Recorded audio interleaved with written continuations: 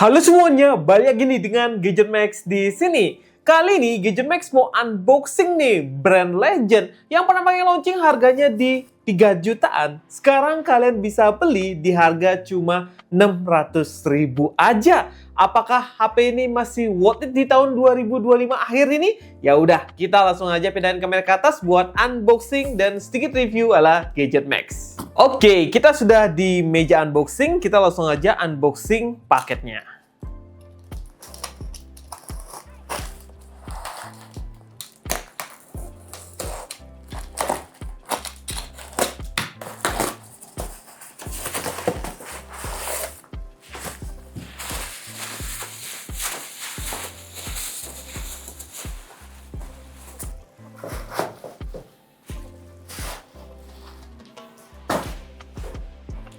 Dan ini dia Moto G5s Plus, ya smartphone yang jadi pesaing Xiaomi A1 di zamannya ya, atau A1 kalau salah teman-teman ya. Dan smartphone ini tuh menarik banget buat dicoba. Nah, mengapa saya bilang menarik? Karena sekarang kalian bisa dapetin harganya di bawah sejuta. Pertama kali launching harganya emang mahal dan namanya di 3 jutaan pada saat itu. Ya, kalian dapat HP terbaik pada saat itu. Kalau sekarang kan termasuk mahal ya. Nah, ini di depan sini simple banget ya. Ada gambar burung dengan Moto dan ini Moto G5s Plus ya, Special Edition ya, Lenovo. Dan di bagian belakang ada sedikit selling point-nya, mulai dari layarnya ukurannya 5,5 inch ya, sudah Full HD, sudah menggunakan prosesor yang udah ngebut di kelas harga segitu, udah octa-core juga, dan storage-nya ini kita dapat yang 32 GB ya, dan ini udah cukup besar di zaman itu. Kalau sekarang pasti mepet-mepet banget. Udah pakai dual kamera 13 megapiksel ya, dan ini kameranya terbaik pada saat itu karena ISO-nya itu enak banget. Udah di testing sama sobat HP sambil ngojek itu, dan emang keren banget pada saat itu teman-teman ya. Dan sekarang kalau kita lihat brand-brand Lenovo juga kameranya udah bagus-bagus semua, yang nggak bisa dianggap jelek juga, dan menurut saya sih udah bagus gitu ya. Oke, kita buka dulu plastik-plastiknya ini.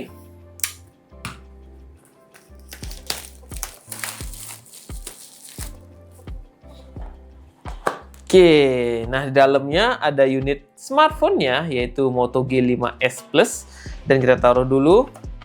Dan dalamnya lagi kita dapat ya buku-buku penduduk seperti ini teman-teman ya. Dan ini masih utuh ya, enak juga ya. Karena HP-HP seperti itu atau jadul-jadul seperti itu biasanya buku petunjuknya udah kusut, udah kuning-kuning dan nggak bisa kebaca, tapi ini masih utuh.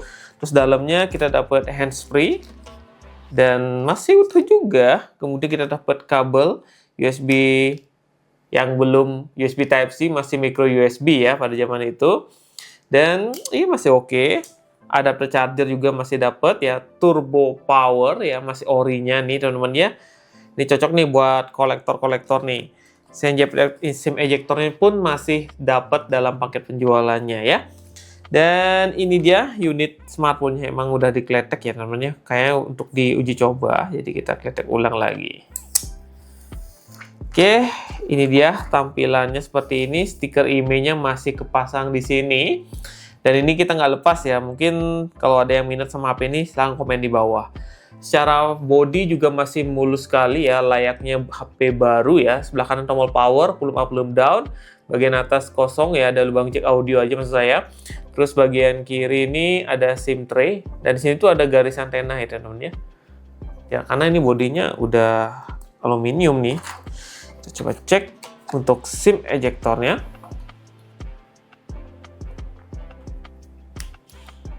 Cek SIM tray-nya, dan ini bisa pasang micro SD sama SIM card.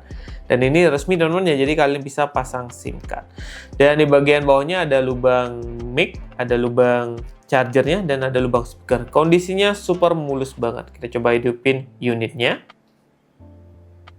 Ini dia tampilan awal dari Motorola Moto G5 Plus, smartphone yang bersaing banget sama Xiaomi pada saat launchingnya. Ya, ini bersaing sama Xiaomi A1 kalau nggak salah ya. G5 Plus ini kalau nggak salah dijual dengan harga pada saat launching adalah di 3 jutaan sampai 4 jutaan. Dan saat itu tuh trennya RAM 4 GB. Kalau sekarang harga segitu ya RAM 4 GB nggak ada yang beli teman-teman ya. Kecuali emang isu bahwa memori dan RAM naik harga, kemungkinan kalian beli HP 2 jutaan dapat RAM 4 GB sekarang. Tapi kita lihat ke depannya gimana ya, apakah smartphone kedepannya bakalan ganti teknologi atau gimana, kita nggak tahu ya. Ya, moga sih harga murah itu masih ada. Jadi kaum Kirihori itu atau budget minim pengen HP yang ngebut itu masih senyum teman-teman ya. Ya kebayang dong kalian beli HP RAM 4 GB storage 32 GB harga 2 juta, 3 juta di tahun sekarang pasti nyesek banget. Kebayang HP bekas berapa harganya. Nah, HP itu sekarang kalian bisa beli di harga 500.000, 600.000 sampai sejuta tergantung kondisi. Nah, yang saya dapat ini kondisinya cukup oke di harga 600.000. Coba cek link yang ada di deskripsi apakah stoknya masih ada atau tidak. Nah, smartphone ini itu menurut saya secara dimensi ya oke aja ya. Di zaman itu termasuk yang oke banget, desainnya unik ya. Sampai sekarang pun Motorola unik-unik. Cuma untuk yang sekarang itu semua desainnya sama. itu aja sejeleknya ya. Dan di sini tuh untuk ketebalan bodinya juga tipis di zaman itu 7,7 mili dan ini beratnya cuma di 155 gram. Dan di zaman itu belum ada IP rating karena IP rating hanya ada di HP ya Sony ya, yang harganya hampir puluhan juta pada saat itu. Nah, untuk di sini tuh materialnya udah aluminium back ya. Di zaman itu aluminium rata-rata ya. Yang Redmi Note 5 kalau nggak salah aluminium juga, yang Redmi A1 juga aluminium kalau nggak salah ya. Dan di sini untuk frame-nya masih plastik gitu. Nah, untuk build quality untuk HP tahun segitu dan kita unboxing di sekarang masih bagus banget, kondisinya masih mulus sekali, baterai nggak ada kembung, body juga solid. Jadi untuk kualitas emang Motorola terbaik ya. Sampai sekarang pun masih oke banget kualitasnya. Dan kalau kalian beli HP Motorola zaman-zaman sekarang seperti Moto G45, Motorola X60 Fusion, kalau kalian sudah pakai kayaknya kalian bakalan susah berpindah ke brand lain. Apalagi kalian jadi tim sales yang emang kerjanya yang emang agak keras sebenarnya dan produktivitasnya tuh lebih oke, lebih sering di kantor, terus pengen punya HP yang bisa pakai kerja, ya tentunya Motorola jawabannya karena ada fitur Smart Connect yang merubah smartphone kita bisa jadi kayak desktop gitu. Jadi lebih enak buat baca WA, kemudian buat ketik-ketik, jadi gampang banget ya. Jadi kita tinggal sambungin via WiFi, udah pakai Smart Connect. Yang mana kalau kita budget sejutaan ya, nggak ada seperti itu ya. Contohnya Moto G45. Kalau pengen yang tinggian bisa Moto X60 Fusion atau Moto G86 Power ya. Kalau yang Moto G06 itu belum bisa untuk Smart Connect-nya. Itu fitur keren banget, kalian wajib coba ya kalau udah beli Motorola. Beli yang murah aja dulu, kalian cobain UI-nya gimana, terus kameranya gimana, kalian pasti tertarik banget buat nyobain Motorola. Saya yakin lah ya. Nah, selanjutnya untuk UI-nya ini kita sudah custom ROM jadi Android 12 teman-teman ya. Dan ini mentoknya tuh di Android 8. Cuma kita sudah custom jadi bentuknya seperti ini biar bisa install beberapa aplikasi terkini. Bahkan game PUBG, game Mobile Legends bisa sih. Ntar kita coba ya apakah masih bisa di HP ini buat jalanin game ini ya. Oke, kita lihat-lihat di sini tampilannya simple banget ya. Kita masuk ke setting, seperti ini tampilan settingnya.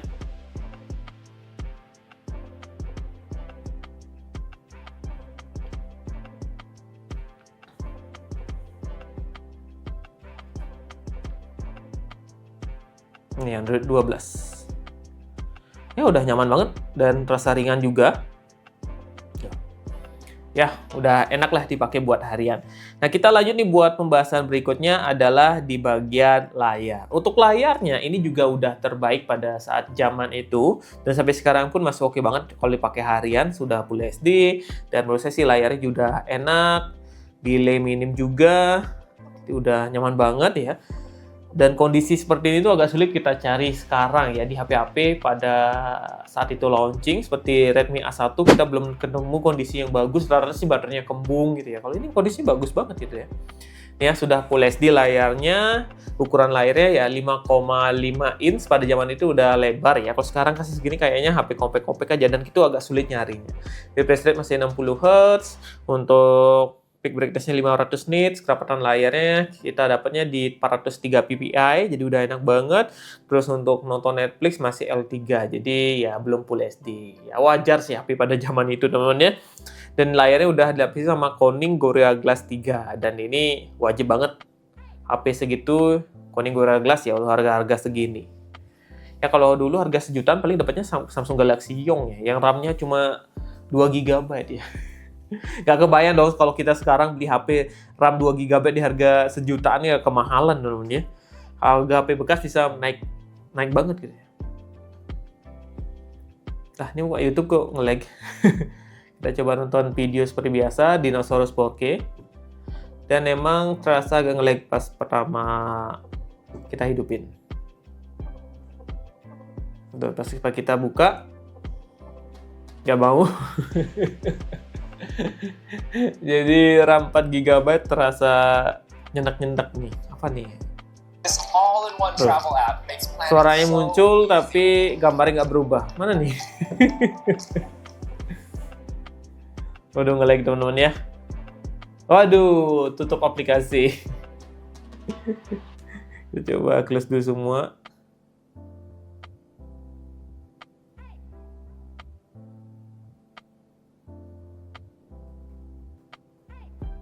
Biasanya nih karena RAM-nya nggak otomatis kehapus dia, jadi kita harus hapus manual dulu. Kita coba buka YouTube. Loadingnya lumayan sedikit lama ya, sekian detik baru kebuka. Dinosaurus 4K. Nah, ini baru muncul, jadi kita emang harus close manual dulu aplikasi-aplikasi yang kebuka, baru bisa buka lagi. Kita coba lihat pengaturannya. Dan ini bisa sampai 1440p, kita coba apakah nge-lag atau enggak.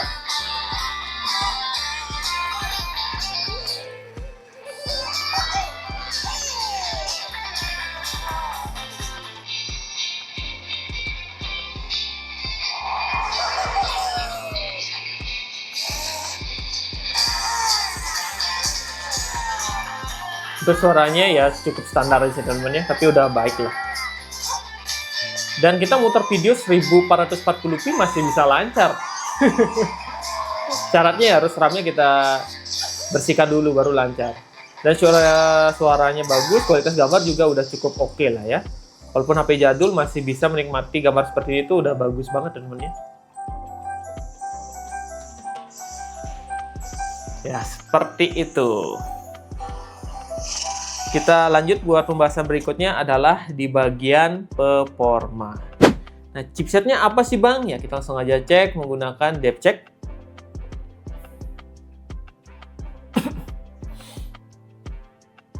Hardware. Ini pakai chipset Snapdragon 625. Ini adalah chipset yang dipakai banyak handphone pada saat itu. Dan ya pada saat itu kalau kalian pakai MediaTek, dapatnya MediaTek Hampas yang panas. Pakai Unisoc juga kalian dapatnya Unisoc Hampas di harga sejutaan. Kalau sekarang kan budget sejutaan kalian udah dapat Helio G99 yang mana itu performanya udah stabil dan ngebut. Ya, Adreno-nya menggunakan GPU Adreno 506. Dan di sini tuh untuk RAM-nya 4 GB LPDDR3 ya, bukan yang 4X. Dan untuk storage-nya di 32 GB. Jadi kalian harus sering-sering memanage storage-nya karena ya terasa nge-lag kalau dipakai di tahun 2026 ini, apalagi udah install WA teman-teman ya. Untuk baterainya, ini baterainya kecil sih ya, nggak besar-besar banget. Dia baterainya hanya 3000 mAh dengan dukungan charger di 15 watt. Untuk fingerprint udah ada di layar, jadi kalau kalian gunain di layar seperti ini. Pada saat itu tuh trennya emang di fingerprint di layar.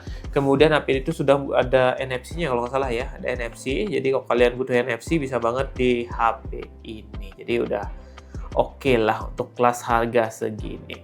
Nah, untuk tahun sekarang skor AnTuTu-nya dapat berapa Bang? Kita cek menggunakan AnTuTu Benchmark versi 11 ya. Jadi biar dapat up to date skornya. Nah, di sini tuh kita testing dapat di bukan 11 ya, kita pakai versi 10. Versi 11 ternyata nggak support ya. Nah, ini dapatnya di 146.000 dengan skor CPU dapat segini, GPU segini, memori segini, dan UX segini. Dan menurut saya sih masih oke banget untuk ukuran HP jadul ya, dapat skor AnTuTu segini. Nah, gaming kita coba testing ya. Coba aja nih apakah bisa main game PUBG, kita coba aja bisa masuk atau enggak. Oke, ini udah masuk ke game PUBG Mobile. Ternyata bisa sih ya, cuma secara settingan grafis Snapdragon 625 RAM 4GB ini dapatnya di smooth, di high ya. Kita pindah ke smooth juga sampai segitu, kita pakai yang ini dapatnya juga segitu. Jadi ya udahlah kita settingkan seperti ini. Ternyata ini HP ada gironya ya. Tuh. Ya tapi gironya nggak cepet lah kayak HP-HP sekarang ya namanya. Wih, setidaknya masih game PUBG tuh Snapdragon 625 ternyata bisa. Saya kira bakalan nge-lag parah gitu ya, nggak bisa masuk ke programnya. Ya masih bisa, ya oke lah. Ya namanya juga HP jadul, jadi nggak terlalu berharap banyak sih untuk HP ini ya. Ya nostalgia aja, siapa tahu teman-teman yang dulu pengen beli HP ini, terus nggak kesampaian ya beli ini sekarang gitu. Dan oke. Ya termasuk HP impian Kirehore di zamannya ya.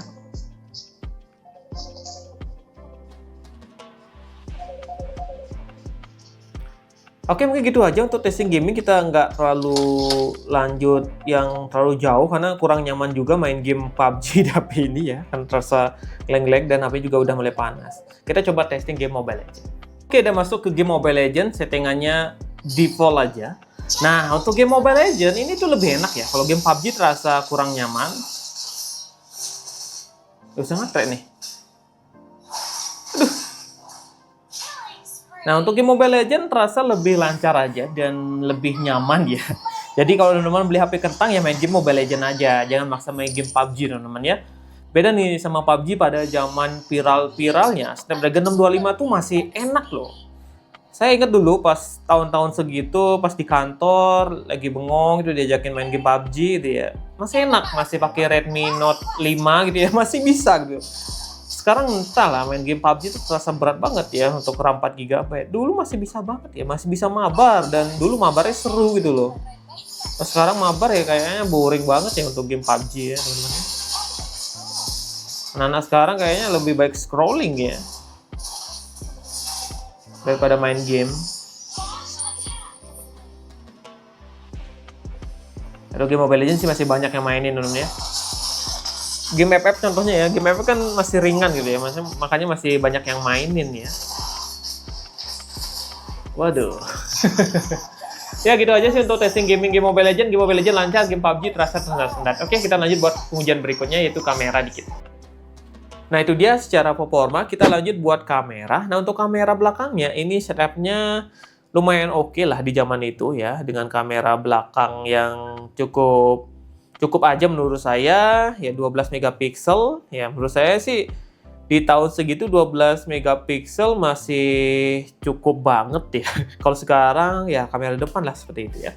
Nah kalau kamera depan ini ya sekedar aja 5 megapiksel. Ya, kita masuk ke UI kameranya. Ya tampilannya simpel seperti ini karena kita udah custom ROM. Nah kita langsung aja testing hasil kamera dari smartphone ini tuh seperti ini.